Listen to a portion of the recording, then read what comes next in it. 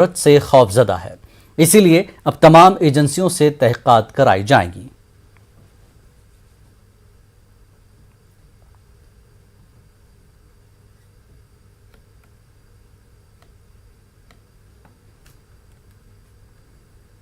आम आदमी पार्टी अरविंद केजरीवाल की सरकार कट्टर बेईमान सरकार है। यह शिकायत मैंने सीबीआई को, लेफ्टिनेंट गवर्नर साहब को एक्साइज पॉलिसी के ऊपर दी थी। आज गवर्नर साहब ने जो इसके ऊपर सीबीआई इंक्वायरी इनिशिएट की है, मैं उसके लिए बधाई देता हूं उनको भी और दिल्ली और देश के लोगों को, क्योंकि अब दूध का दूध और पानी का पानी होगा। यह एक्साइज पॉलिसी टेलर मेड थी, कुछ लोगों को बेनिफिट देने के लिए थे। अरविंद केजरीवाल ने अपने चहेतों को काम दिया और यहां तक उनके लिए 12% प्रॉफिट तय किया ताकि 6% उसमें से लिया जा सके, ना मैन्युफैक्चरर के लिए ना रिटेलर के लिए। देश में पहली सरकार है जिसने होलसेलर के लिए 12% प्रॉफिट तय किया। और यही नहीं, इस पॉलिसी की अमेंडमेंट की गई। जो पॉलिसी एक बार कैबिनेट से अप्रूवल होगी उसके बाद उसको बदला नहीं जा सकता था। ग्रुप ऑफ मिनिस्टर्स ने, मनीष सिसोदिया ने इसमें बदलाव किया और यहां तक इस पॉलिसी में क्लियर लिखा है एक आदमी 3 काम नहीं कर सकता। यहां होलसेलर भी वही है, रिटेलर भी वही है और मैन्युफैक्चरर भी वही है। तीनों आदमी एक ही नाम से, अलग अलग नामों से एक ही काम को कर रहे हैं, जबकि एक ग्रॉस वायलेशन थी पॉलिसी की, क्योंकि उनसे करोड़ रुपया ऐंठा गया था। अब दूध का दूध पानी का पानी होगा। अरविंद केजरीवाल के मंत्री और जिन जिन लोगों ने पैसा लिया था अब बहुत जल्दी तिहाड़ जेल में दिखाई देंगे। ये हर भारतवासी के लिए बड़े गौरव की बात थी कि भारत के एक मुख्यमंत्री को विदेश की सरकार बुला रही है न्योता देके और कह रही है कि आप सैकड़ों विदेशों से आए हुए नेताओं के सामने अपने दिल्ली मॉडल की बात करें, और नरेंद्र मोदी अरविंद केजरीवाल को रोक रहे हैं। नरेंद्र मोदी जी क्यों नहीं चाहते कि दिल्ली वालों का नाम हो? और आज जब एक हिंदुस्तान के लोकप्रिय मुख्यमंत्री को विदेश की सरकार बुला रही है। और इसी मुद्दे पर नाज़रीन, अरविंद केजरीवाल प्रेस कॉन्फ्रेंस कर रहे हैं, आपको सीधे ले चलते हैं प्रेस कॉन्फ्रेंस में। मैंने तो आपको 3-4 महीने पहले ही बता दिया था। इनके लोगों ने हमें बताया था कि मनीष जी को ये गिरफ्तार करने वाले हैं, जल्दी गिरफ्तार करने वाले हैं। 3-4 महीने पहले बताया था। मैंने प्रेस कॉन्फ्रेंस करके, उसके बाद अपने कई भाषणों में, असेंबली में मैंने कहा था कि ये मनीष को गिरफ्तार करने वाले हैं। तो 3-4 महीने पहले जब इनके लोगों ने मुझे बताया कि मनीष जी को गिरफ्तार करने वाले हैं, मैंने कहा मनीष ने क्या कर दिया, क्या केस है? तो उन्होंने बताया अभी कोई केस नहीं है, कुछ मिला नहीं है, ढूंढ रहे हैं, कुछ बना रहे हैं। तो अब हमारे देश के अंदर एक नया सिस्टम लागू किया गया है। पहले ये तय किया जाता है कि किस आदमी को जेल भेजना है और फिर उसके खिलाफ एक मनगढ़ंत झूठा केस बनाया जाता है और उसे ज़बरदस्ती जेल भेजा जाता है। एक नया सिस्टम हमारे देश के अंदर अब लागू हुआ है। मीडिया से अभी तक जो मुझे पता चला है कि जो जो ये आरोप प्रत्यारोप लगाए जा रहे हैं, मैंने सारा अभी चेक कराया। पूरा का पूरा केस बिल्कुल झूठा है, बिल्कुल झूठा है। उसमें रत्ती भर की भी सच्चाई नहीं है।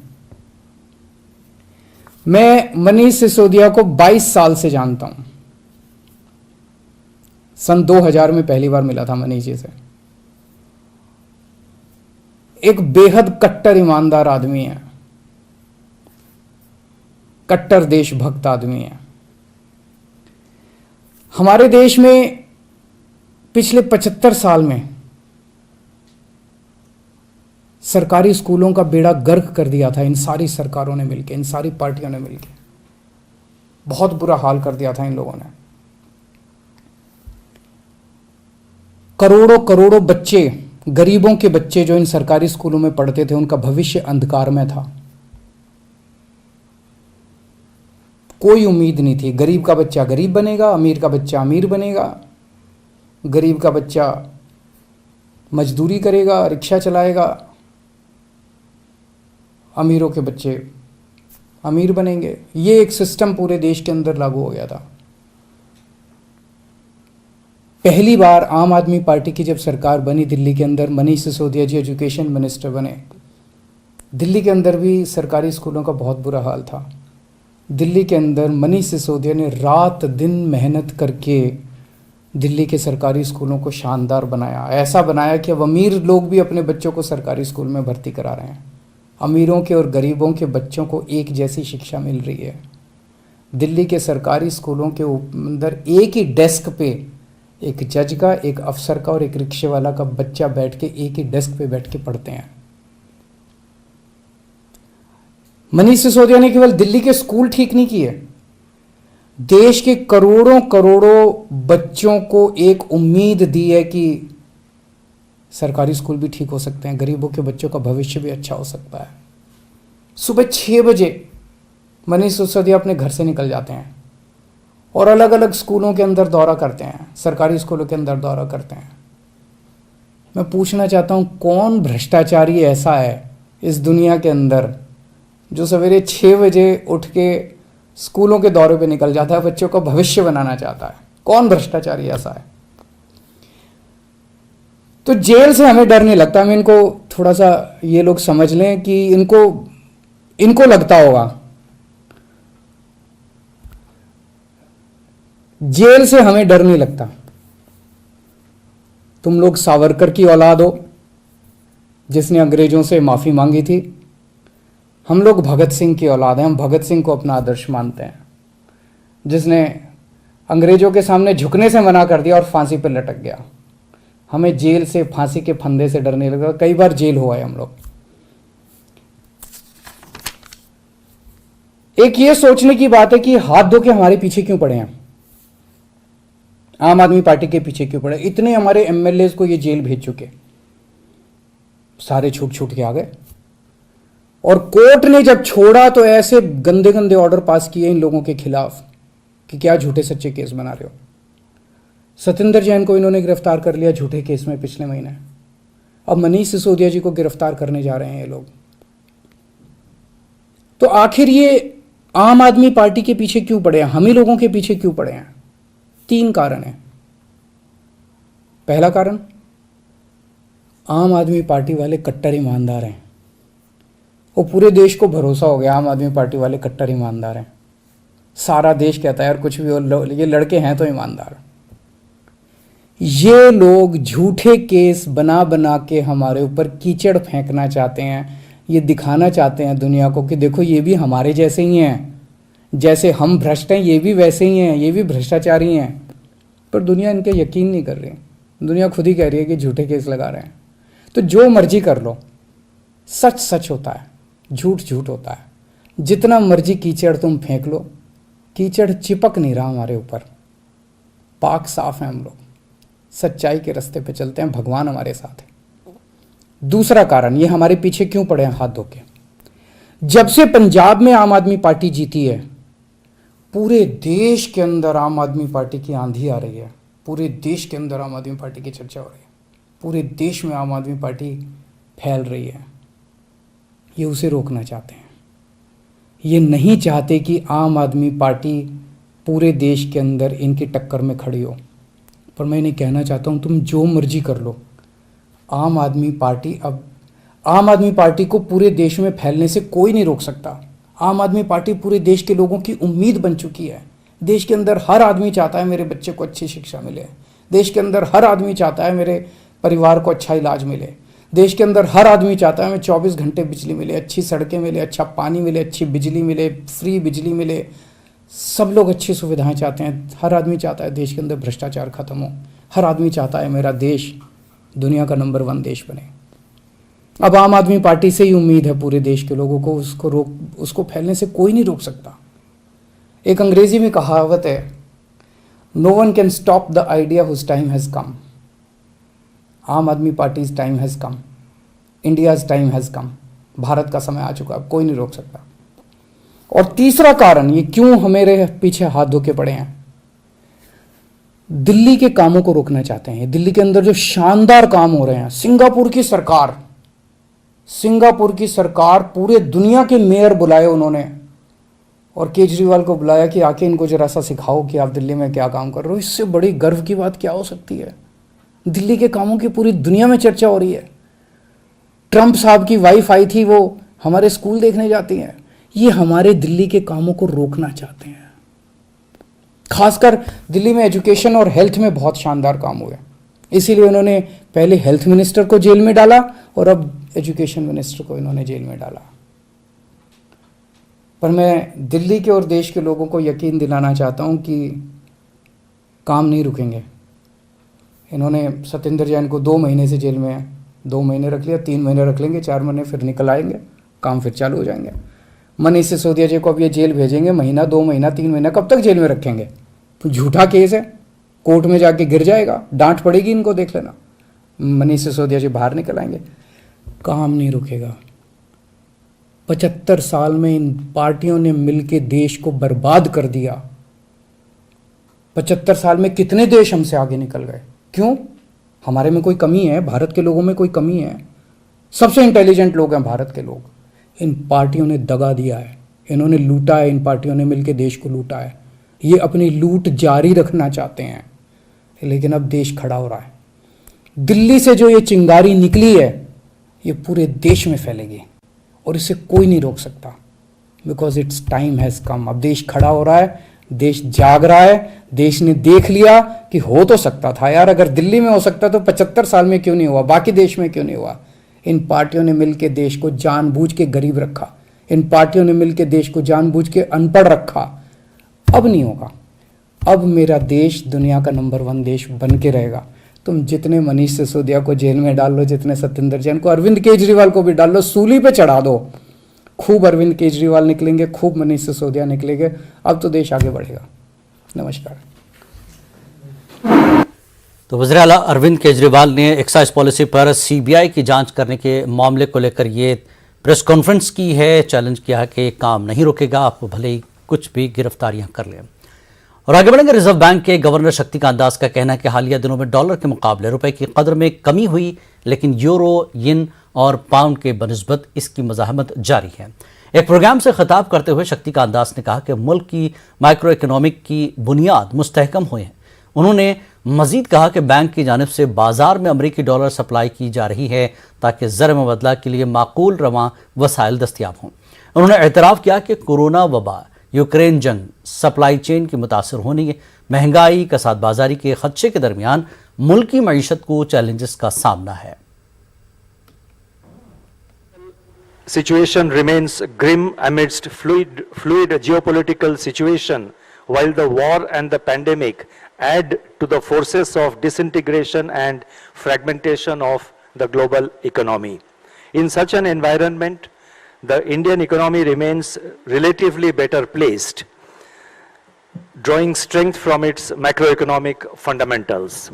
The financial system is well capitalized, asset quality indicators have improved, balance sheets are stronger, and banks have returned to profitability. We are also seeing healthy pickup in credit demand. The external sector is well buffered to withstand the ongoing terms of trade shocks and the portfolio outflows.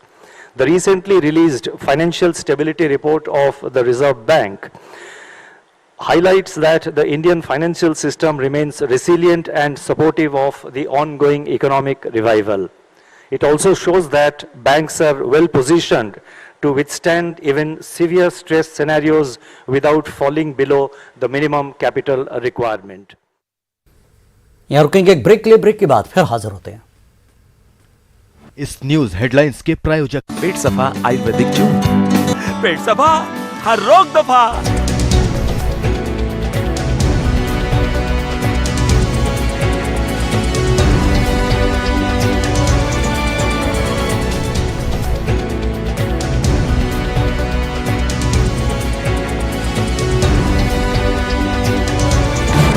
इस news headlines के प्रायोजक पेट सफा आयुर्वेदिक जून। पेट सफा हर रोग दफा।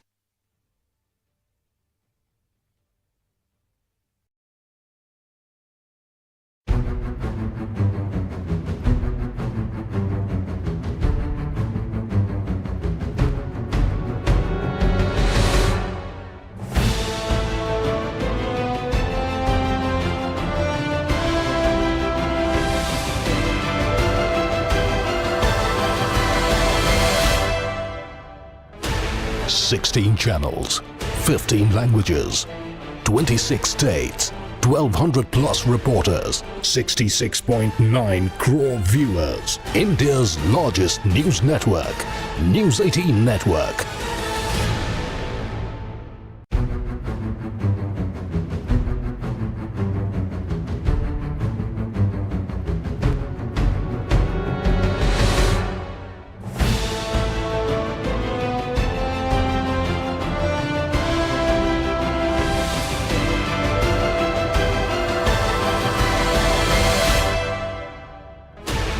Sixteen channels, 15 languages, 26 states, 1200 plus reporters, 66.9 crore viewers. India's largest news network, News 18 Network.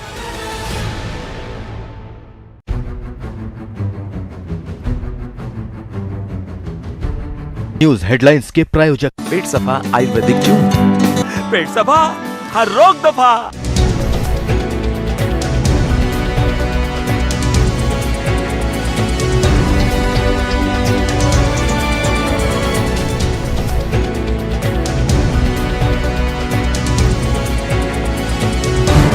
इस news headlines के प्रायोजक पेट सफा आयुर्वेदिक जून। पेट सफा हर रोग दफा। खबरनामे में एक बार फिर आपका इस्तकबाल है। सदर जमहूरिया के इंतखाबात के बाद अब नायब सदर जमहूरिया के चुनाव की सरगर्मियां तेज हो रही हैं। एनडीए के उम्मीदवार जगदीप धनखड़ के मुकाबले में अपोजिशन पार्टियों ने मार्गरेट अलवा को उतारा है, लेकिन अपोजिशन मुत्तहिद नहीं है। तृणमूल कांग्रेस ने नायब सदर जमहूरिया के चुनाव से दूरी बना ली है। पार्टी के कौमी जनरल सेक्रेटरी अभिषेक बनर्जी का कहना है कि पार्टी वोटिंग के अमल में हिस्सा नहीं लेगी। उनका कहना है कि मार्गरेट अलवा की उम्मीदवारी पर पार्टी से राब्ता नहीं किया गया। अभिषेक बनर्जी का कहना है कि पार्टी से राब्ते किए बगैर मार्गरेट अलवा की उम्मीदवारी का ऐलान कर दिया गया। ख्याल है कि तृणमूल कांग्रेस के 35 अरकान पार्लियामान हैं और मार्गरेट अलवा की हिमायत न करने का तृणमूल कांग्रेस का फैसला अपोजिशन के लिए बड़ा झटका है। सीनियर कांग्रेस लीडर मल्लिकार्जुन खड़गे ने तृणमूल कांग्रेस सरबराह ममता बनर्जी से मार्गरेट अलवा की हिमायत करने की अपील की है। उन्होंने कहा कि तृणमूल सरबराह इस फैसले पर नजरसानी करें।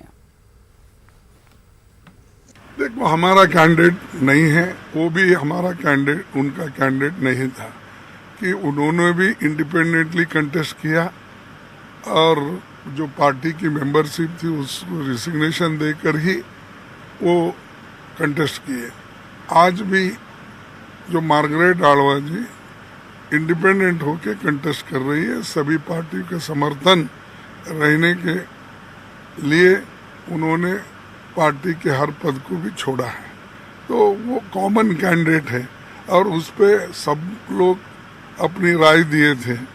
और शरद पवार जी ने भी ममता बनर्जी को अनेक बार कांटेक्ट किया और डेरिक ओबराय को जो फ्लोर लीडर है राज्यसभा में, उसको भी जयराम रमेश जी ने कांटेक्ट करके बात किया। लेकिन क्या कारण है कि उन्होंने एब्सेंट रहने का निर्णय लिया?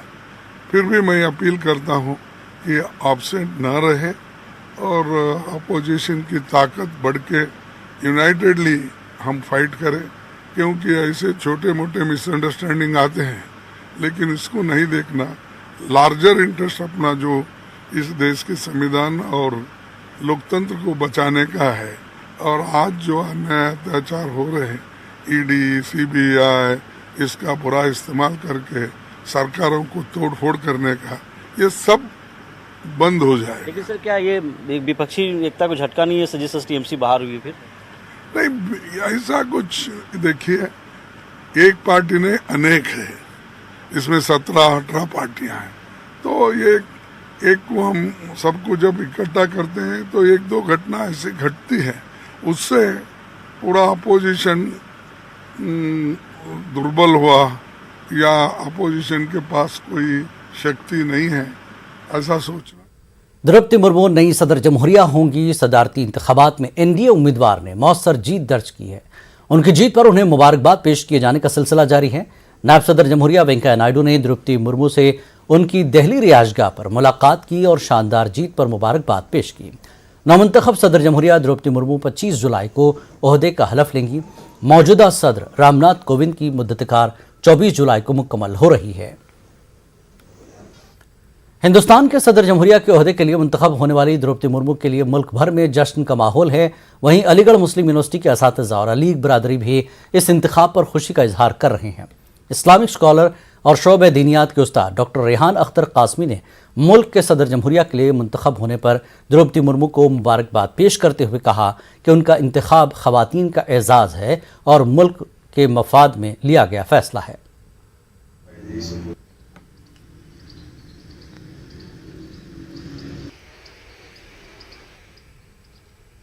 कि द्रौपदी मुर्मू साहिबा के मुंतखब होने पे मैं ख़ुद उन्हें मुबारकबाद पेश करता हूँ और मैं अलीग बिरादरी की जानिब से मुबारकबाद पेश करता हूँ कि उनका इंतखाब यकीनन एक ख़ातून का एज़ाज़ भी है और ये देश हित में लिया गया फ़ैसला है और मैं उम्मीद करता हूँ कि उनके मुंतखब होने से यकीनन ये मुल्क मज़बूत होगा और मुल्क में जो समाजी जो ताना बाना है वो भी मज़बूत होगा और जो सरकार की और जो हिंदुस्तान की रगो रेशा में जो महिलाओं का ख़वातीन का जो सम्मान और एजाज़ है उससे भी इसमें मजबूती मिलेगी।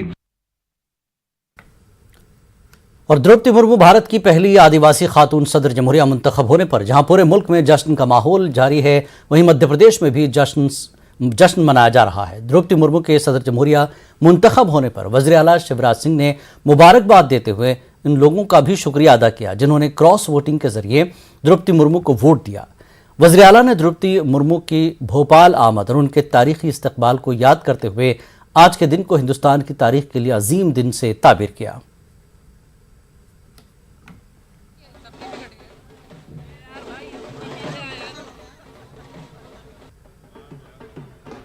आनंद का दिन है, उत्सव का दिन है, नृत्य का दिन है। पूरा मध्य प्रदेश प्रसन्नता में डूबा हुआ है। जब श्रीमती द्रौपदी मुर्मू जी मध्य प्रदेश पधारी थी तब भी मध्य प्रदेश में उनका ऐतिहासिक और अभूतपूर्व स्वागत हुआ था। हम प्रधानमंत्री श्रीमान नरेंद्र मोदी जी को हृदय से धन्यवाद देते हैं। एनडीए भारतीय जनता पार्टी कि केंद्रीय नेतृत्व को हम धन्यवाद देते हैं कि एक जनजातीय बहन को जो बहुत सक्षम है, योग्य है, समर्पित है, कर्मठ है, उनको राष्ट्रपति के लिए चुना और आज सौभाग्य से वो देश की राष्ट्रपति है। तो सबके लिए आनंद और उत्सव का दिन है। और आप देखिए मध्य प्रदेश में वैसे भी दलों की सीमाओं से उठ के भारतीय जनता पार्टी के अलावा भी कई विधायक मित्रों ने अपनी अंतर आत्मा की आवाज़ पर द्रौपदी मुर्मू जी को वोट दिया है। मैं सारे विधायक साथियों को जो बीजेपी के नहीं है लेकिन मुर्मू जी को वोट किया है उनका भी आभार व्यक्त करता हूं, हृदय से धन्यवाद देता हूं। द्रौपदी मुर्मू को हर खास व आम सदर जमहूरिया मुंतखब होने पर मुबारकबाद पेश कर रहा है। आलमी शोहरत याफ्ता फनकार सुदर्शन पटनायक ने पुरी के साहिल पर द्रौपदी मुर्मू का मुजस्समा बनाकर जीत की मुबारकबाद दी।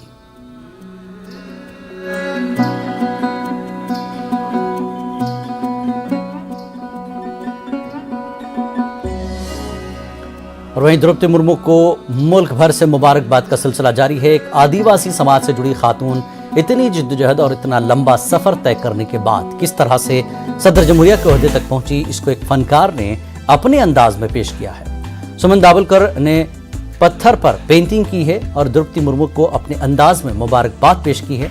मुर्मू की तस्वीर जिन पत्थरों पर बनाई गई है वो आमतौर पर नदी किनारे मिल जाती हैं। इनमें बिना किसी तब्दीली के दावलकर ने तस्वीर बनाई है।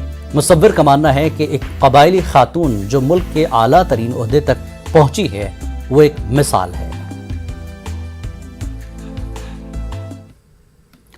Central board of secondary education CBSE ने 12वीं जमात के नताज का ऐलान कर दिया है। मजमूई तौर पर पास होने का तनासब 92.71 है।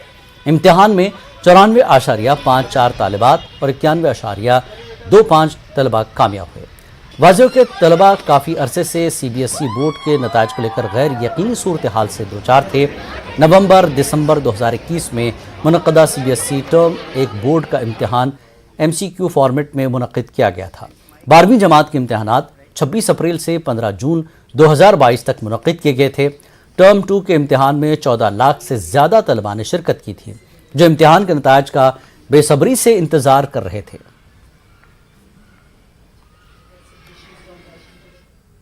खबरनामे में फिलहाल इतना ही। आदाब। इस